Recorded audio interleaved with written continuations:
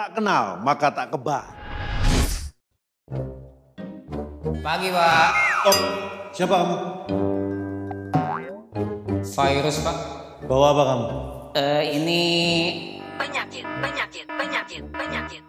Nah, kamu virus, bukan virus. Untung si bos sudah divaksinasi. Jadi saya bisa kenal sama kamu. Bener nggak bos? Ya benar. Vaksinasi melatih tubuh untuk kenal, lawan, dan kebal dari penyebab penyakit seperti virus atau bakteri. Sebelum digunakan, vaksin seperti vaksin COVID-19 akan diuji klinik, dipastikan keamanan, khasiat, dan mutunya oleh Badan POM dan para ahli. Tetap memakai masker, menjaga jarak, mencuci tangan secara rutin.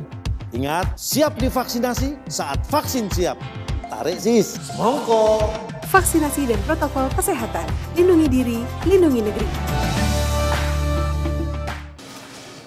Assalamualaikum warahmatullahi wabarakatuh.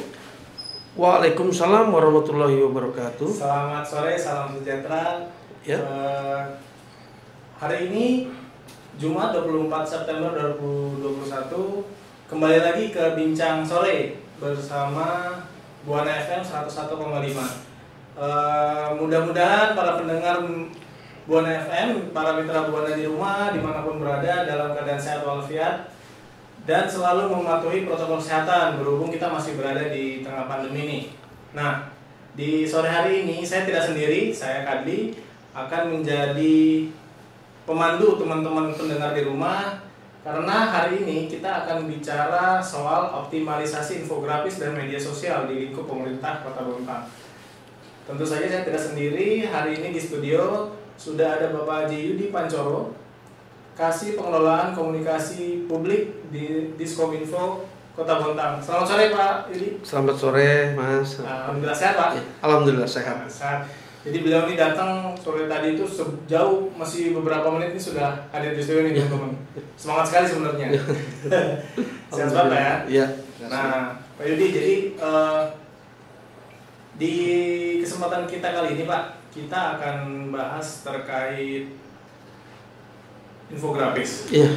Yang saya tangkap dari tema ini kan upaya pemerintah dalam segala kerja-kerja publikasi untuk menyampaikan hal-hal yang sifatnya layanan publik, informasi publik. Nah, Pak Yudi sudah tepat sekali saya undang karena beliau ini banyak menangani ragam-ragam publikasi yang sudah disampaikan selama ini oleh pemerintah Kota Bontang. Nah, sebelum kita masuk ke sesi pertama nih Pak, Iya. Mungkin bisa jadi salah satu gambaran sebenarnya apakah penting bagi pemerintah Kota Bontang untuk membuat suatu produk publikasi. Iya. Nah itu akan jadi kata kunci ya Pak mungkin hari ini. Nah itu kira-kira mitra Buana di rumah yang akan menjadi topik pembicaraan kita sore hari ini. Nah, sebelum masuk ke sesi pertama, mitra Buana bisa mendengarkan persembahan lagu dari Buana FM.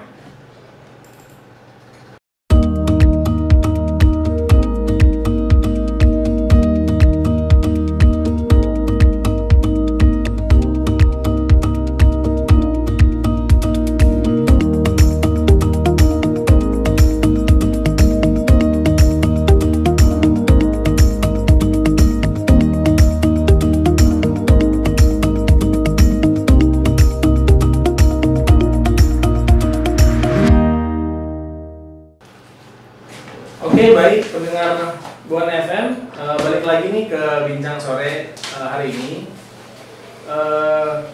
Kita akan membahas terkait infografis dan media sosial di dalam pengoptimalisasian kerja-kerja publikasi pemerintah Kota Bontang.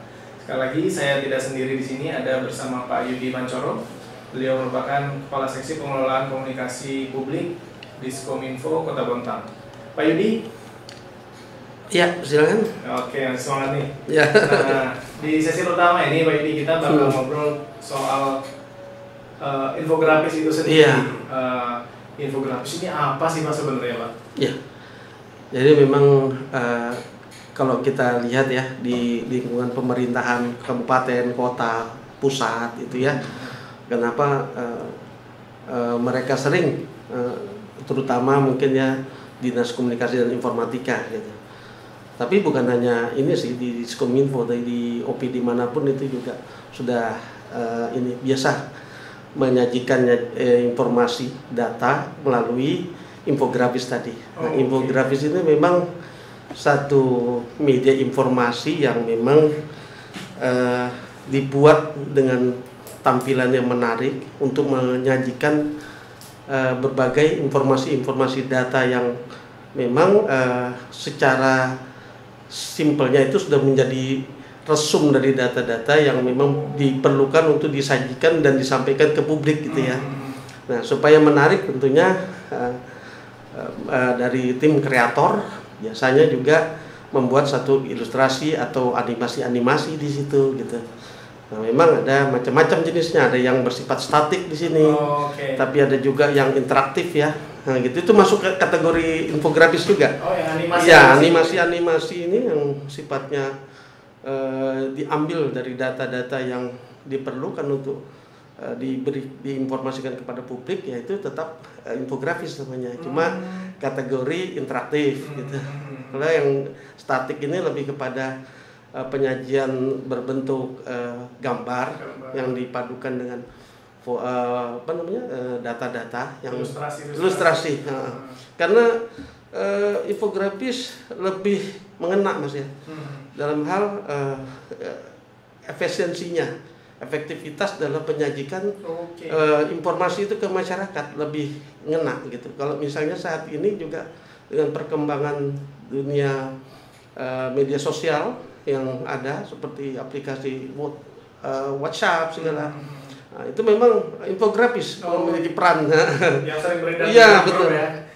Kita bisa melihat saat pandemi inilah gitu ya. Nah, kemarin kami dari Diskominfo juga bermain di situ dan Dinas Kesehatan memberikan berbagai informasi terkait perkembangan dari pandemi COVID yang ada di Bontang ini dengan infografis, dan itu lebih disukai masyarakat gitu ya. Jadi pada dasarnya infografis ini penyajian data yang lebih menarik karena ada unsur-unsur pemanisnya gambar, gitu. Olah data gitu ya. Gitu.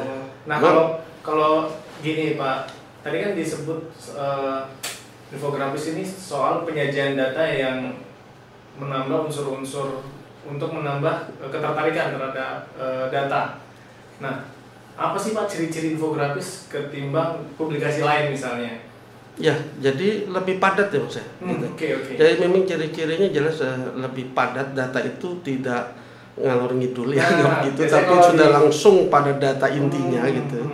Nah, gitu. Dan dengan penggambaran entah image berupa animasi atau apa yang memang menyesuaikan dengan publikasi informasi yang ingin disampaikan gitu. Nah, kalau lainnya tentu membutuhkan banyak ini ya, informasi teks misalnya. Seperti rilis berita itu kan membutuhkan banyak ini. Nah, kalau infografis sangat simpel ya gitu, cukup. Makanya media seperti Twitter, Instagram, nah ini banyak menggunakan itu karena memang dinilai pas gitu. Terutama kita di Diskominfo, kita bermain infografis ini informasi yang tadinya panjang lebar itu bisa cukup dengan ini seukuran dari Twitter atau Instagram itu sudah mampu memberikan apresiasi informasi kepada masyarakat. Ini loh yang ingin kita beritahukan gitu. Ini yang ingin kita sampaikan. Baik itu juga menyangkut himbauan, menyangkut informasi ataupun lainnya ya itu. Sifat-sifat yang ingin disampaikan. Iya, sifat yang ingin disampaikan dari publikasi tersebut.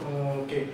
Jadi kalau bicara membedakan produk infografis ketimbang produk publikasi lain ini, pada teknik pertama pasti Pak ya, karena tadi berbeda dengan narasi berita misalnya yang cenderung naskah panjang Pak ya, di mana itu mungkin bisa jadi ya kita tahu Pak ya, mungkin itu membutuhkan usaha lebih untuk membaca. Ya, begitu berubah menjadi infografis, ada penyederhanaan informasi tapi tetap kena di intinya kan? Iya benar. Oh. Masyarakat tetap memahami informasi yang ingin kita sampaikan dengan sangat jelas, bahkan lebih simpel dan padat informasi tersebut gitu ya. Tapi saya ini penasaran Pak, misalnya ya, apakah selain apa saja ini mungkin kita bakal bahas sedikit menyinggung soal bagaimana sih sebenarnya produksi infografis Pak Yudi? Nah, kalau misalnya untuk membuat berita atau mungkin pengumuman Pak, bukan apa ya, edaran pemerintah misalnya di sesuatu produk. Nah, ini kan infografis ini tadi ada penyederhanaan informasi tapi harus tetap menarik dan tidak kehilangan esensi informasinya. Iya. Nah, apakah ada kompetensi lain Pak? Misalnya punya kemampuan desain apa seperti apa? Ya, jadi kan sekarang banyak menggunakan ya, walaupun itu video tapi lebih ke arah infografis gitu. Pertama, kalau sifatnya video yang memerlukan apa namanya? Animasi itu jadi kita bermain animasi saja itu sudah cukup. Kalau bagi kita yang pelaksana di bidang ini gitu ya, itu cukup memberikan ruang apresiasi ruang ini kita untuk menyampaikan kreasi ya, terutama itu memudahkan kita dalam menginformasikan apa yang menjadi goal daripada publikasi informasi tersebut gitu. Kalau bukan bersifat infografis biasanya kan cukup banyak ya, namanya talent yang dibutuhkan, harus begini gitu ya. Nah, terkadang membutuhkan biaya yang juga lumayan, tetapi kita dengan meng-create melalui visual animasi tersebut, kita sudah bisa memangkas tadi itu, memangkas berbagai informasi pemberitahuan dengan metode yang lebih padat tadi gitu. Tapi memang banyak juga sih kita di infografis kan ya, bukan hanya teks tapi juga grafis terutama. Ya, dimaklumi aja kadang kami ini pelaku tapi untuk menjabarkannya malah ini. Tapi kalau untuk konkretnya sudah langsung proses kreatifnya bisa ngalir Pak. Mengalir. Saya bisa rasain Pak kalau pekerjaan kreatif itu gitu. Tapi itu juga pasti kita juga sesuaikan semuanya. Tidak lantas ini pasnya seperti ini. Ya, begitu juga animasi yang diperlukan juga harus disesuaikan. Jadi masyarakat itu melihat atau menonton itu saja sudah merasa pas gitu ya. Kan ada juga terasa janggal dari desain yang kita sajikan kalau dari warna, dari ini juga yang tidak ngena dengan informasi yang disampaikan. Begitu. Jadi juga tetap unsur seni estetikanya itu yang menjadi ciri khas harus diperhatikan sekali. Seperti fontsnya juga sendiri itu tidak bisa sembarang kan gitu.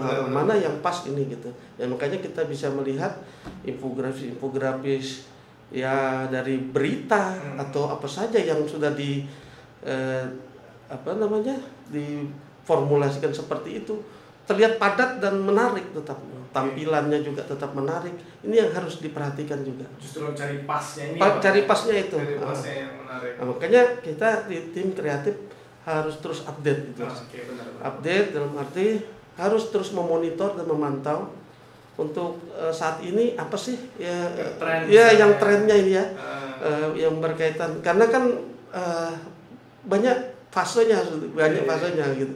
Dulu misalnya infografis itu lebih kepada unsur saja banyak ya. Kalau pola-polanya itu benar. Justru dulu tuh terkesan ramai gitu. Terkesan ramai. Sekarang sudah beralih. Nah, ini yang menjadi update dari seorang tim kreator juga untuk kita terus memonitor tadi untuk disajikan supaya tidak ketinggalan juga ya, ketinggalan tren tadi, dan juga masyarakat tetap menarik gitu, menarik minat masyarakat untuk membaca gitu ya. Bilang tadi kalau desainnya rasanya itu berlebihan justru mengganggu informasi yang justru ingin Iya. disampaikan Pak ya. Benar-benar. Saya ngerasain tuh sempat ada tren desain flat Pak, Benar. yang kayak pixel itu ya, mungkin yang mana flat itu juga sempat ngetren. Iya. Kayaknya seperti itu. Ternyata di dunia desain grafis juga ada tren Pak ya yang harus diperhatikan. Nah ini Pak Yudi, ini menyinggung sedikit terkait dengan kerja-kerja pemerintahan. Ini Iya. fungsi infografis dalam pemerintah Kota Botol ini seperti apa sih Pak sejauh ini? Jadi kalau di pemerintahan sendiri ini memang gini juga, semuanya ada keterkaitan ya, terutama seperti di Diskominfo di kami itu. Kita ada bidang IKP, di bidang informasi komunikasi dan publikasi ini. Gitu. Kita juga bersinergi dengan bidang e-gov juga gitu ya. Nah di bidang IKP sendiri pada konteks pengelolaan yang dikategorikan PPID itu juga OPD atau satuan perangkat daerah ini juga memang harus menginformasikan keseluruhan output yang berupa hasil daripada kerja ini yang sebenarnya semuanya output kerja dari OPD ini kan masuk dalam 4 kriteria informasi gitu. Jadi masuk kategori informasi publik ya gitu. Ada yang sifatnya informasi wajib tersedia di situ, informasi yang harus disajikan secara berkala, ada yang juga masuk dalam informasi serta-merta dan dikecualikan. Nah, ini semua juga informasi ini bisa disajikan lewat infografis gitu. Mungkin bisa contoh ya, mungkin simpelnya seperti dinas OPD BPBD gitu ya, dan penanggulangan bencana daerah. Nah, kan misalnya ada satu kejadian terjadi bencana alam, nah mereka kan membuat infografis itu yang lebih simpel gitu ya, terkait berapa sih jumlah daripada kerugian yang diderita gitu ya. Kalau itu kebakaran ataupun bencana banjir gitu, kerusakannya sejauh mana gitu ya, berapa rumah yang ini gitu, atau adakah yang korban jiwa di situ. Nah, ini bisa mereka sajikan. Sebenarnya itu juga masuk tadi kategori fungsi dari penyampaian ke publik melalui infografis tadi itu PPID juga. Jadi mereka juga sejauh ini ya kita sudah terus secara teknis itu ada rapat secara berkala kepada seluruh OPD ya, yang memang dari pimpinan kami ya gitu, yang membidangi di situ, terutama di bidang PPID gitu. Nah, nanti dari seluruh OPD ini juga memang mereka diwajibkan menyampaikan setiap laporan itu kepada di websitenya masing-masing. Nah, karena kita sudah fasilitasi seluruh website untuk kebutuhan itu. Gitu. Sudah ada. Jadi memang tugas mereka yaitu melengkapi itu tadi. Di salah satu konten di website itu untuk menu PPID-nya. Jadi sebenarnya setiap organisasi perangkat daerah di Pemerintah Kota Bontang ini dan tanggung itu punya kewajiban untuk menginformasikan segala informasi publik terkait dengan otoritasnya benar. Atau kerja spesifiknya Pak ya. Oke, menarik. Dan di situ juga bukan hanya website Bos ya, memang kita juga himbau mereka melengkapinya punya Twitter, punya Instagram, Facebook juga gitu. Nah, hanya kalau dilihat tidak semua OPD itu mempublikasikan. Tentunya yang di bidang pelayanan publik ya, dia menyesuaikan gitu. Kalau di Distrik Capil mungkin bisa ada informasi di Dinas Kesehatan yang saat ini mungkin Dinas Kesehatan ya 2 tahun belakangan ini yang cukup sibuk sekali, bisa dilihat ya gitu. Nah, inilah fungsi dari peran infografis, media sosial yang tadi memberikan informasi yang begitu banyak itu tadi, dan kadang dikemas menjadi mudah diterima masyarakat itu yang. Jadi kalau misalnya di dalam pandangan Pak Yudi nih baik sebagai yang punya gawean nih Pak. peran infografis sebagai media ini kan, infografis salah satu media atau wadah untuk penyaluran informasi. Ya. Nah, peran infografis sebagai media dalam meningkatkan pemahaman dan keterlibatan publik ada nggak Pak sebenarnya? Sebesar apa sih sebenarnya? Peran dari Infografis sebagai wadahnya untuk meningkatkan pemahaman dan keterlibatan publik. Ya. Bisa dibilang apakah infografis ini membangun kesadaran publik untuk berpartisipasi dalam pembangunan daerah? Jadi memang sudah ada rumusannya juga ya Mas ya. Ada rumusannya seperti kami ini memang di dalam indikator kinerja kuncinya atau IKK-nya kami itu memang ada output yang berupa itu tadi, publikasi yang kita sajikan melalui infografis, melalui media lainnya, Instagram, Twitter, Facebook, YouTube channel, itu yang memang harus ditotal Mas. Jadi gitu. Itu kenapa? Karena keterkaitannya itu ada. Dengan seringnya publikasi itu disebar gitu ya. Nah, ini pengaruhnya juga jelas ada ya ke masyarakat. Feedbacknya itu kita anggap contoh lah ya, di 2020 dari Maret tahun 2020 sebelumnya itu Dinas Kominfo kan digandeng sama Dinas Kesehatan untuk membantu dalam konteks mempublikasikan perkembangan COVID ya waktu itu. Nah, alhamdulillah saat itu alhamdulillah dari tim kami gitu mampu memberikan apresiasi itu dalam bentuk konferensi pers, publikasi informasi itu tadi. Grafis, Kita bangun informasi itu lewat infografis, lewat berbagai ini ya gitu. Yang ada tentang COVID itu kita sebar juga ke masyarakat. Nah, gitu. Nah, ini sangat penting untuk menjaga ketenangan juga. Karena masyarakat ini kan tentunya bisa tenang kalau informasi itu tersedia dan dia tahu gitu. Dampak apa sih perkembangan saat ini yang mereka marah, mereka akhirnya terjadi framing terjadi atau begitu banyaknya hoak yang terjadi karena informasi tidak jelas. Nah, disinilah memang kita terus memberikan informasi yang bisa dibilang memang dengan data-data yang valid ya, data yang bersumber dari link-link informasi yang memang dipercaya. Menarik sekali ya. Jadi sebenarnya kerja Diskominfo dalam penyebaran informasi ini pertama bekerja sama dengan banyak pihak banyak sekali. Kemudian itu tadi sih Pak yang saya pikirkan soal saat pandemi saat ini kan itu tadi kita punya resiko banyaknya informasi palsu, hoax terkait penanganan.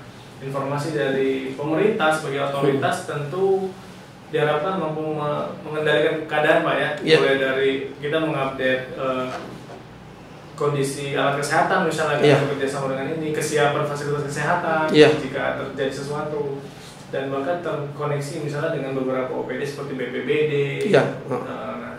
Nah, jadi kita baru sampai di sesi pertama Mitra Buana, tapi obrolannya sudah sangat seru karena bicara infografis dan apa saja sebenarnya yang bisa dilakukan oleh infografis ini gitu. Nah, jangan kemana-mana, tetap di Buana FM untuk bincang sore kita hari ini bersama Pak Yudi. Kita akan masuk ke sesi kedua setelah lagu dari Buana FM yang akan teman-teman dengar.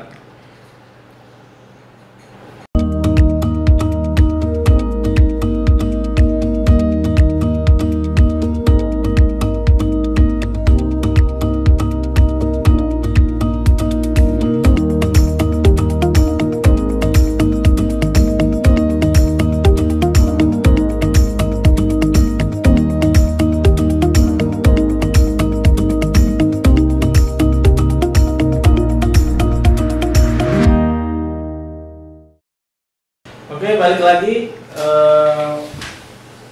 para mitra Buana di rumah ke bincang sore kita hari ini masih terkait optimalisasi infografis dan media sosial di lingkup pemerintah Kota Bontang.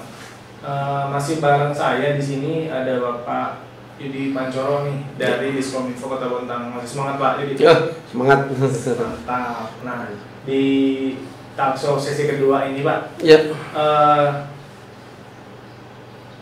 Kita akan bahas soal tugas dan kewenangan Diskominfo Kota Bontang dalam mengoptimalkan infografis di media sosial.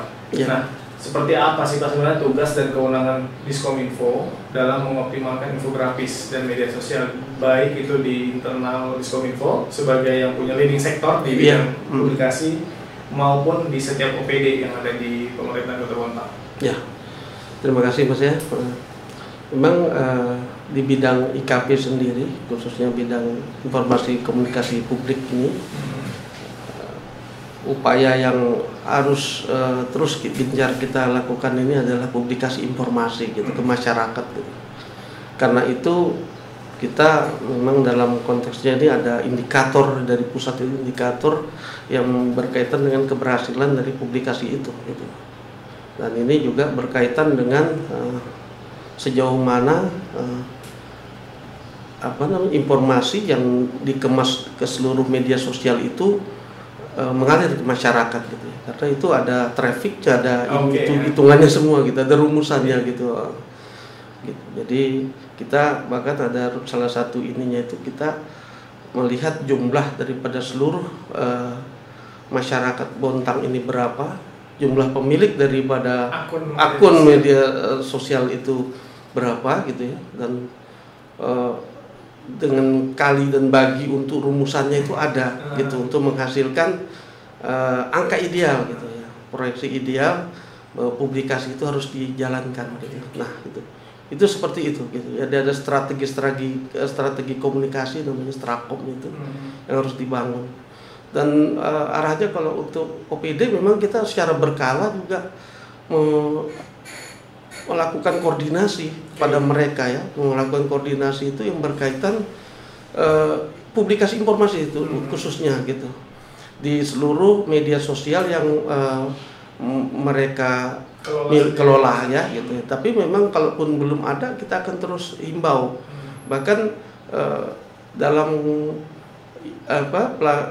perjalanannya juga kita pacu dan kita motivasi mereka untuk melaksanakan itu dengan ini ya, ada semacam insentif ya gitu dalam bentuk kegiatan yang memang kita lombakan gitu, mana dari OPD yang memang rajin gitu ya, gitu mempublikasikan tadi itu.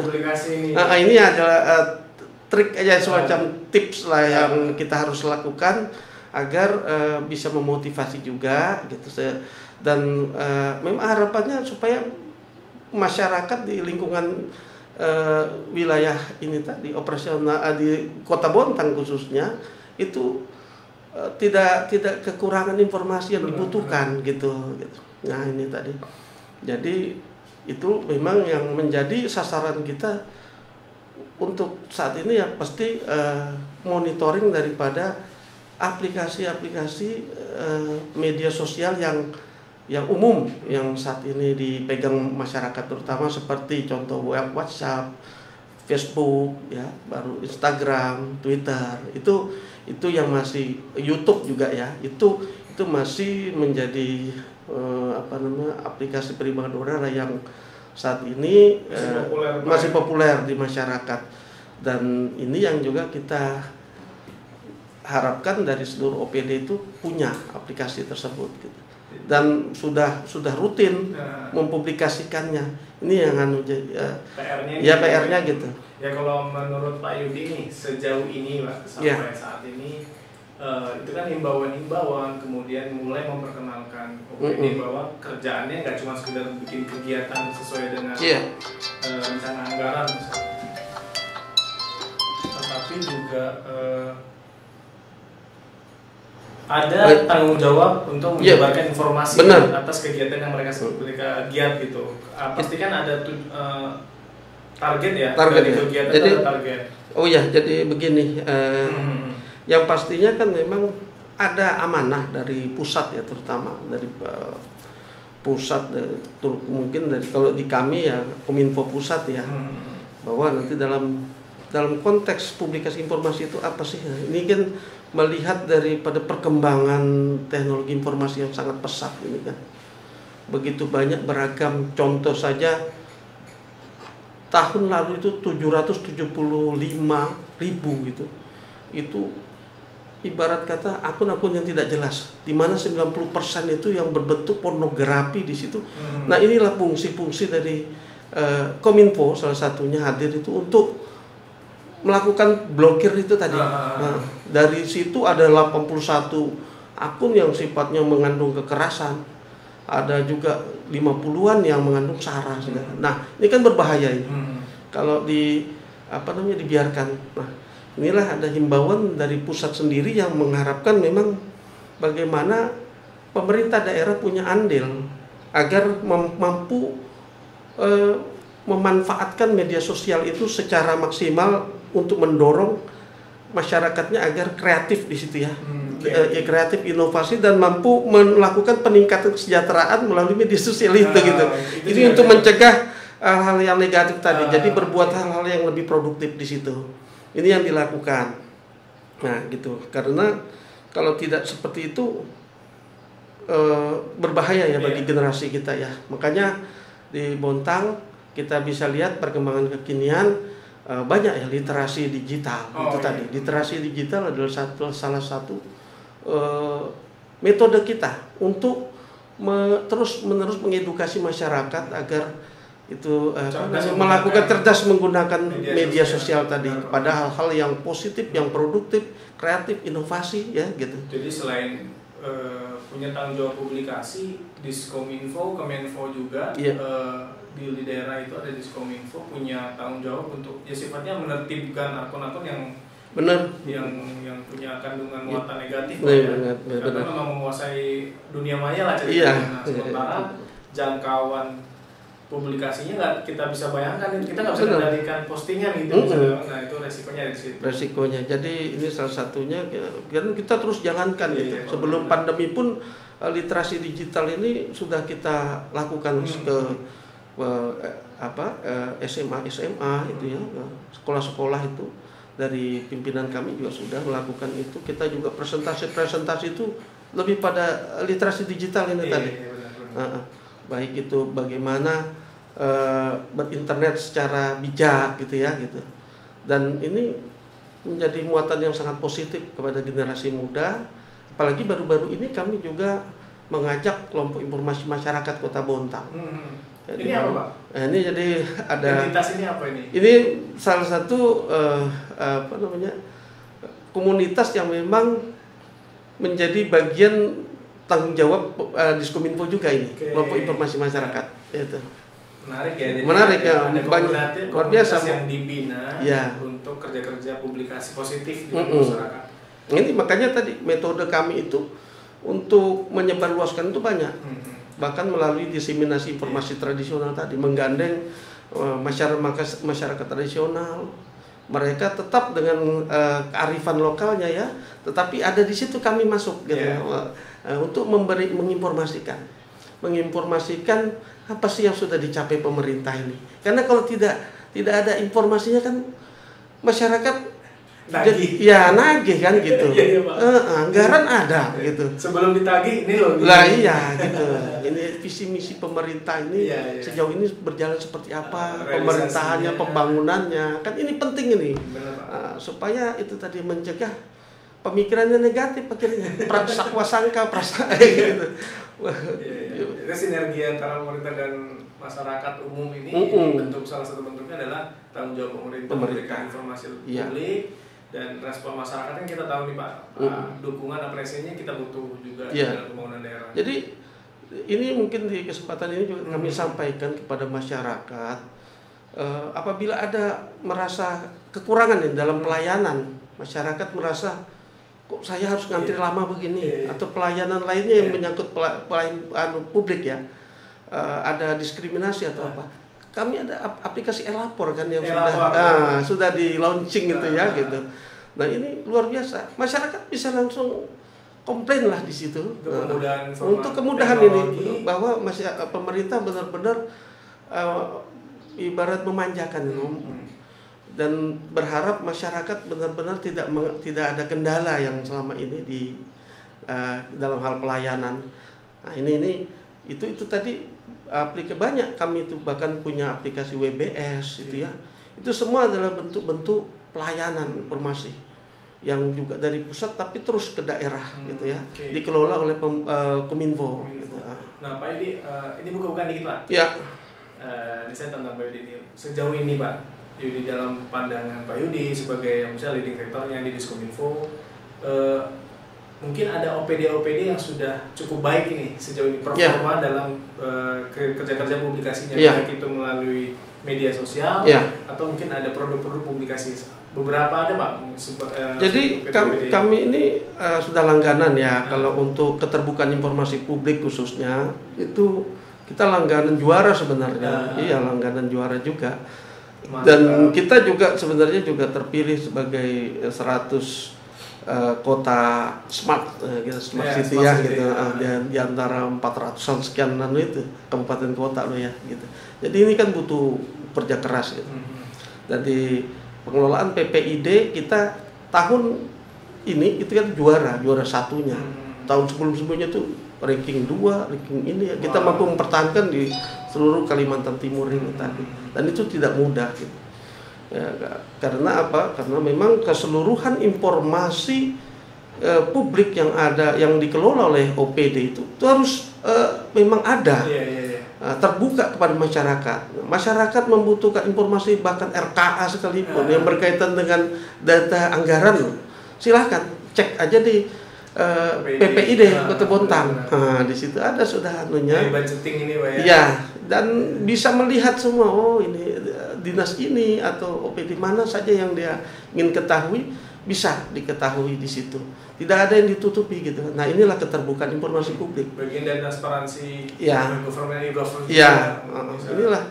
Kalau misalnya di Bontang sendiri Pak, ada nggak sih Pak OPD yang sebenarnya sudah cukup bisa mendapat apresiasi karena misalnya ini ada dinas apa gitu, dia cukup peka terhadap fungsi publikasinya. Iya. Jadi kalau ini mungkin nanti cukup bagus ya semuanya.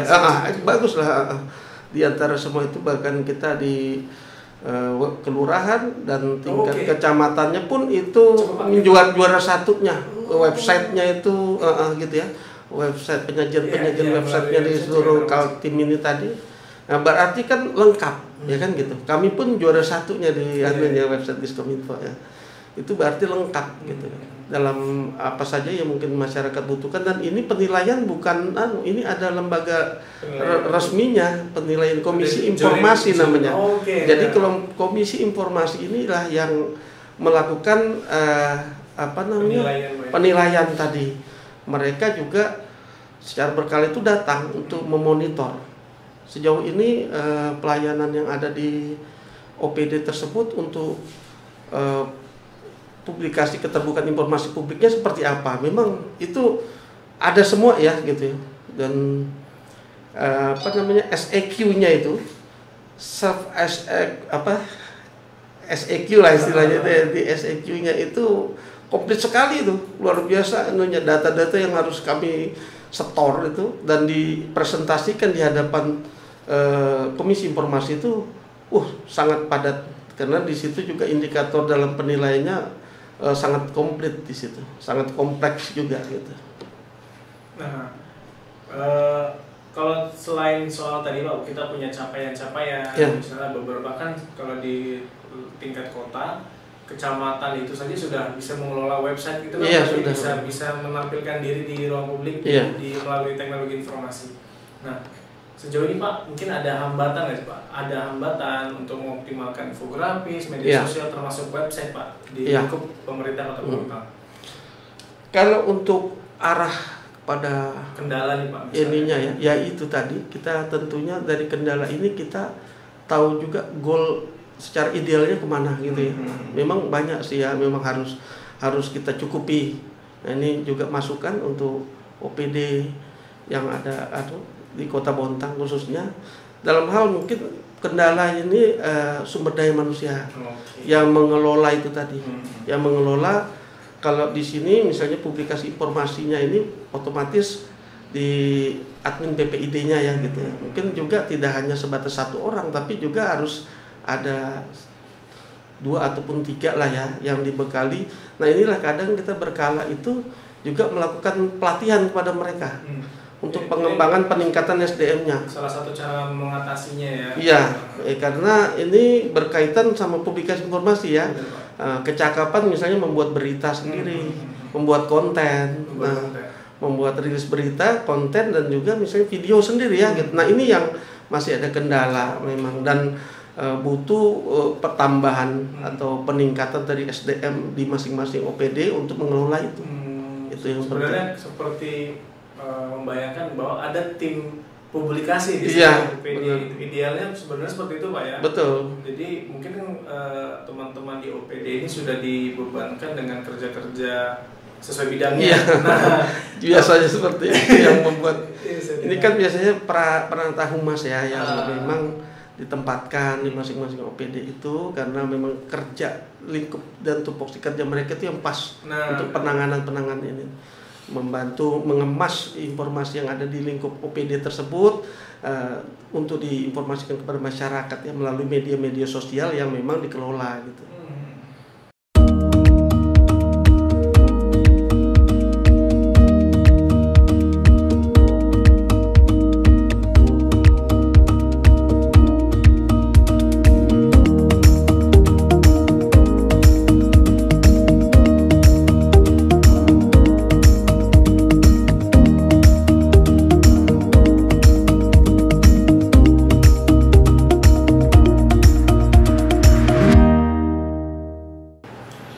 Baik, Assalamualaikum warahmatullahi wabarakatuh. Balik lagi di sesi terakhir nih bincang sore kita hari ini, masih terkait optimalisasi infografis, publikasi dan media sosial di lingkup pemerintahan Kota Bontang. Dan masih bareng saya di studio ada Pak Yudi dari Diskominfo Kota Bontang. Ya. Baiklah Pak Yudi. Jadi kita lanjut nih Pak ya ngobrol-ngobrolnya ya. Jadi di sesi terakhir ini Pak kita bakal singgung untuk tadi kita sudah bicara soal apa sih yang sebenarnya infografis mulai dari teknis, kemudian publikasi lainnya dan menyinggung soal media sosial sebagai wadah untuk penyampaian produk publikasinya baik itu infografis dan lain-lain. Nah, tadi juga sudah cerita soal peran-peran beberapa instansi pemerintah dan koordinasi dalam upaya-upaya penyebaran informasi. Nah, nih Pak Yudi nih kita bahas di sesi terakhir ini mungkin bakal bicara soal efektivitas atau peran dari publikasi itu sendiri. Seberapa efektif nih Pak infografis dan melalui media sosial juga salah satunya dalam menangkal hoaks di Kota Bontang? Ya, jadi memang kita sadari ya teknologi informasi ini memang memberikan juga selain dampak yang positif juga dampak negatif untuk masyarakat gitu. Jadi kita bisa melihat dari banyaknya berseliweran informasi yang meresahkan, adanya framing adu domba gitu ya. Yang mungkin di channel YouTube mungkin bagi yang penggemar channel YouTube ini bisa melihat sendiri. Dan kenapa mereka melakukan itu ya memang semata-mata demi cuan juga istilahnya gitu ya. Cuan viral gitu. Viral, sensasi itu tadi. Dengan framing tadi itu dan banyak jadi yang lahir di situ juga ujaran-ujaran kebencian itu kerap juga mudah gitu ya yang pernyataan kasar, pernyataan yang fitnah dan provokatif itu sangat mudah kita dapatkan di media-media sosial ini. Nah inilah memang pentingnya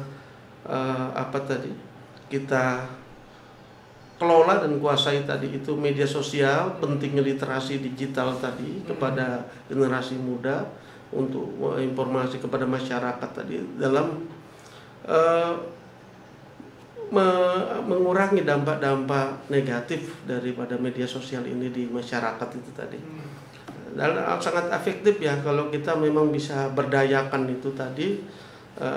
Contoh kemarin kita juga sudah jalankan literasi digital dengan target 600 masyarakat di situ yang terlibat ya, dan kita berikan juga motivasi gitu ya berupa hadiah-hadiah gitu ya yang kita berikan dalam pelaksanaan sebelumnya ini.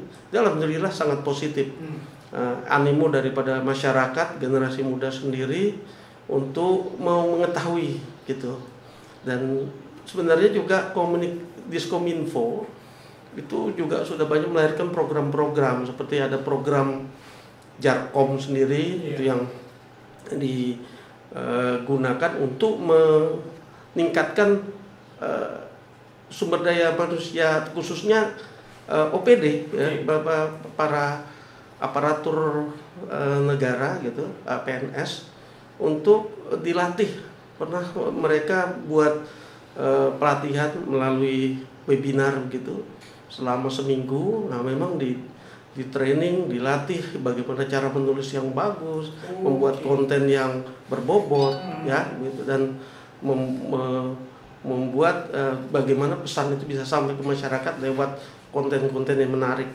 Jadi itu langkah-langkahnya memang banyak ya. Itu juga yang kami juga begitu sajikan, mana materi-materi konten yang menarik. Selama di 2020 kami juga berperan aktif sampai juga saat ini ya gitu, untuk menginformasikan ke masyarakat, baik melalui JOM, webinar-webinar itu sudah kita lakukan gitu. Ya. Jadi untuk beberapa misalnya beberapa upaya atau program itu, infografis ini kan penyajian data sesuai dengan data fakta gitu, dengan data yang valid. Itu untuk menangkal misalnya ada data tandingan atau data yang memang sengaja disebar karena punya tendensi hoax tadi Pak. Iya, betul. Nah, pemerintah punya andil di situ. Di situ. Kemarin sangat terasa sekali daripada pelaksanaan vaksinasi. Nah, itu. Oh, itu ya salah satu. Yang sangat terasa sekali ya gitu. Kami lakukan banyak pendekatan persuasif dan juga bersama dengan Dinas Kesehatan kita terus-menerus menangkal hoax, baik itu yang tersebar di WhatsApp, juga melalui penyelenggaraan ini sendiri, sosialisasi bahkan di mana-mana itu sosialisasi di lingkungan Kantipmas, Babinsa itu kita ini juga menyampaikan di lingkungan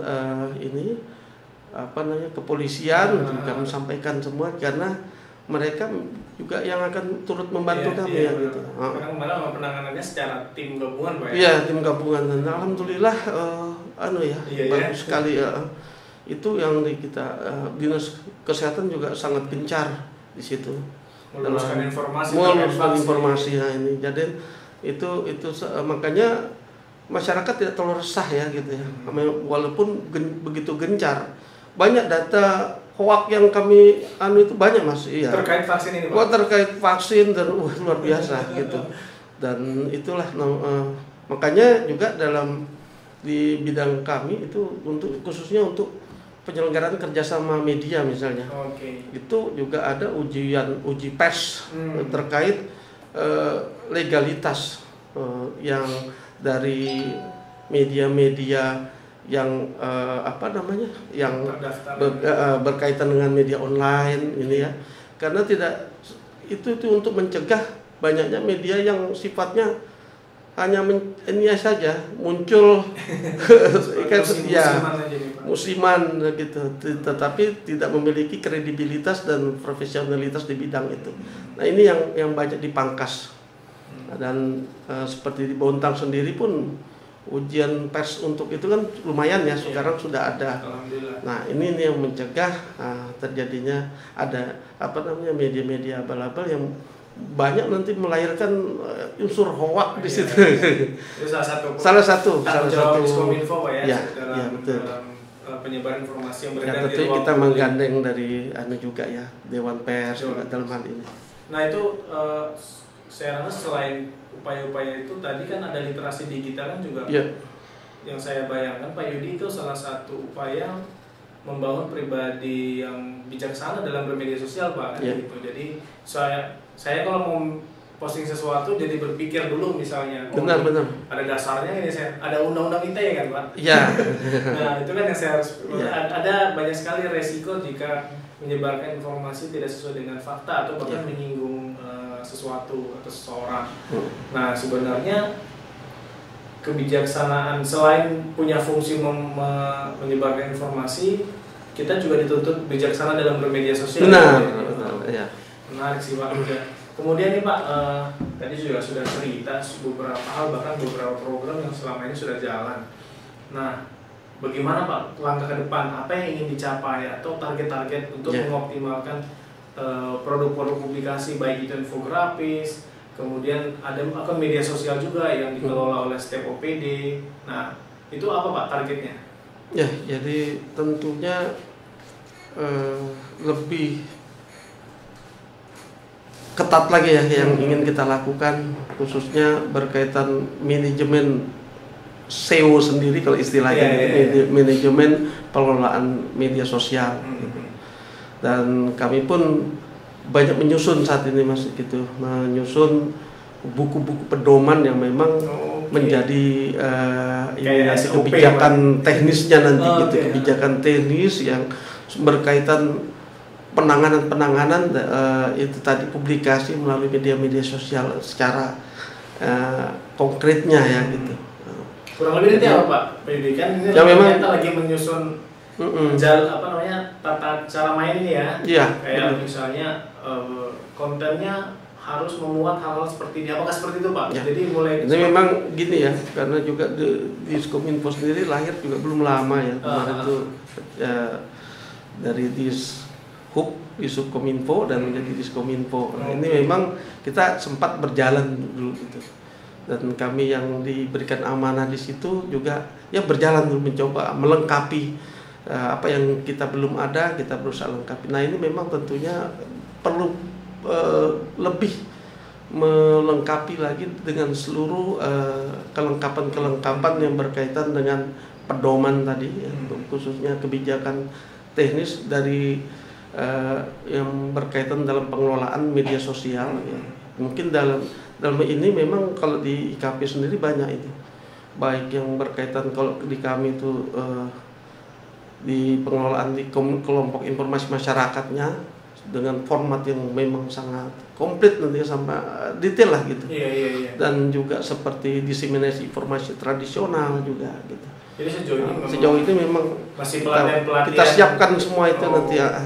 Jadi nanti seperti ada pedoman itu seperti ini SOP dalam misalnya konten ini arahannya desain muatannya ini ada jalurnya Pak ya? Ada jalurnya.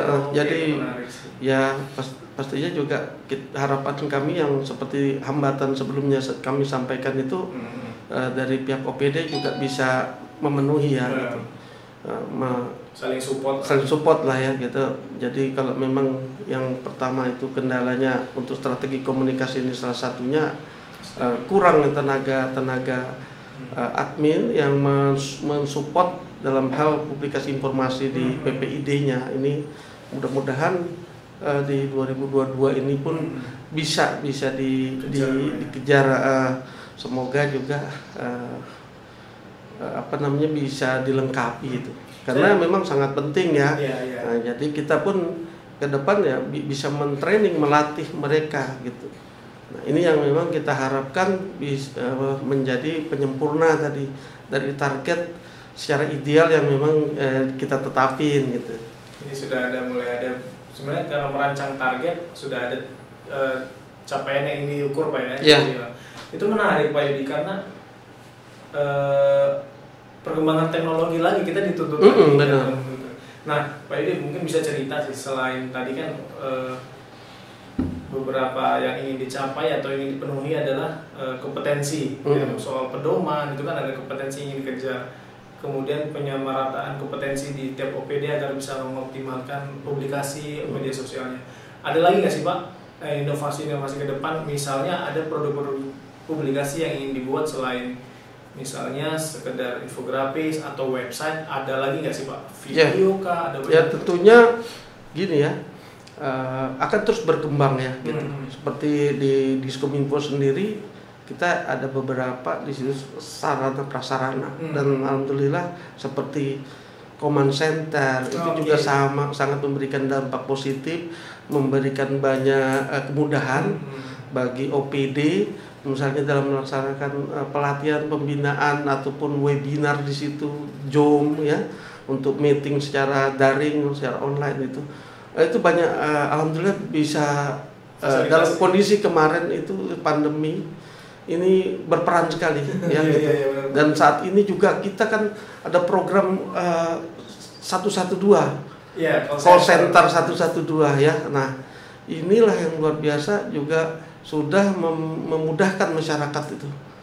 Jadi ada segala kesulitan-kesulitan berkaitan dengan segala macam berkaitan saat tadi 112 bisa langsung mudah, dan itu benar-benar bersinergi, banyak OPD yang langsung bersinergi secara secara serempak gitu. Jadi layanan publik benar-benar semakin banyak, dan tentunya juga kami ingin mengefektifkan media center lagi. Nah gitu, ke depan sasarannya kan gitu. Media center yang ada hanya memang posisinya saat ini di Bontang Lestari ya. Itu agak jauh. Kalau sebelumnya di call center ada di kota ya, di media dan command center juga di kota. Ini kebetulan di Bontang Lestari. Mudah-mudahan lah ke depan bisa dipikirkan ada di kota gitu ya. Tapi pun tidak mengurangi nilai-nilai esensinya ya. Ya, positif nanti akan kelengkapan dari dan kegunaan daripada media center itu gitu.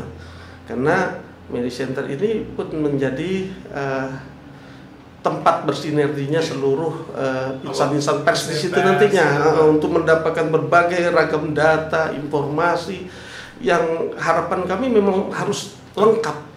Tersentral, terpusat, gitu. Nah, ini yang juga ke depan sudah kami rumuskan dan sudah ada pembicaraan dari pimpinan kami dengan seluruh stakeholder gitu, ya untuk merumuskan satu pola yang melahirkan nanti informasi yang memang tetap interaktif, tetapi juga menarik ya. Nah, seperti contoh kalau perkembangan sekarang ini kita akan hadir itu bukan hanya lewat kerjasama seperti ini juga misalnya, atau di media sosial yang sudah kami kelola selama ini, tetapi kita juga akan hadir di podcast ataupun talk show. Udah kekinian banget itu. Ya, memang ke depan begitu. Ya, memang sudah tuntutannya. Jadi kita harus bisa menyelenggarakan talk show di sini yang menghadirkan seluruh ini materi yang diharapkan masyarakat. Ya, jadi kebutuhan masyarakat itu, jadi ya itulah yang akan disiapkan. Iya, benar. Nah, jadi misalnya masyarakat ingin tahu seperti apa kinerjanya dari OPD, kita undang gitu ya. Kita kan bicara panjang lebar di situ berkaitan pelayanan publiknya kan gitu, dan hal lainnya yang memang juga nanti dikehendaki masyarakat. Mungkin akan ke depan kita juga akan lakukan survei seperti itu supaya kita tahu apa sih yang dikehendaki masyarakat, informasi apa yang memang mereka lebih banyak yang ingin diketahui tentang ini, yang akan kita kupas dan kita sajikan. Nah itu. Selain juga kita akan lengkapi tadi dengan video-video ya, video-video ini yang memang konten-konten pun harus kita tingkatkan. Itu satu yang tantangan yang memang harus dilakukan ya gitu, harus dijalani dan memang menjadi bagian amanah kayak gitu. Keren sih. Jadi sudah mulai dipikirkan ya Pak, beberapa produk, ragamnya produk yang akan bisa diciptakan dalam rangka pemenuhan informasi publik. Nah, mungkin ada, sebelum ditutup nih Pak Yudi, apakah ada closing statement? Mungkin ada yang belum saya singgung di dalam pembicaraan kita hari ini. Saya mungkin kalau closing bisa Pak. Jadi ada yang belum saya tanyakan, tapi ada yang menurut Pak Yudi penting untuk disampaikan di kesempatan ini. Silakan Pak.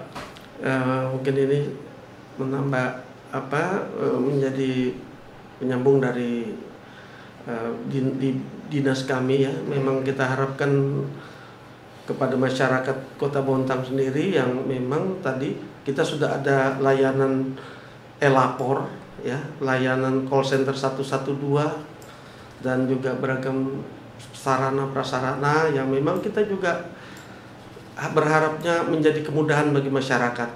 Nah di situ kita ingin apa saja yang menjadi keluhan masyarakat, kami harapkan untuk bisa menyampaikannya gitu ya, tidak sungkan-sungkan untuk menyampaikan melalui berbagai sistem ataupun aplikasi yang sudah kami hadirkan itu, karena inilah memang bagian daripada amanah yang memang harus kita sampaikan juga dan kita laksanakan supaya memberikan kemudahan tadi kepada masyarakat. Oke, jadi sudah didengar ya, jadi rencana ke depan cukup berat dan banyak, tapi saya harap Pak Yudi dan teman-teman dan bapak-bapak, ibu-ibu di Dinas Kominfo tetap semangat Pak, dan tetap sehat-sehat selalu. Nah, itu Mitra Buana bincang sore kita hari ini masih bersama Pak Yudi. Dan satu lagi memang lagi berkaitan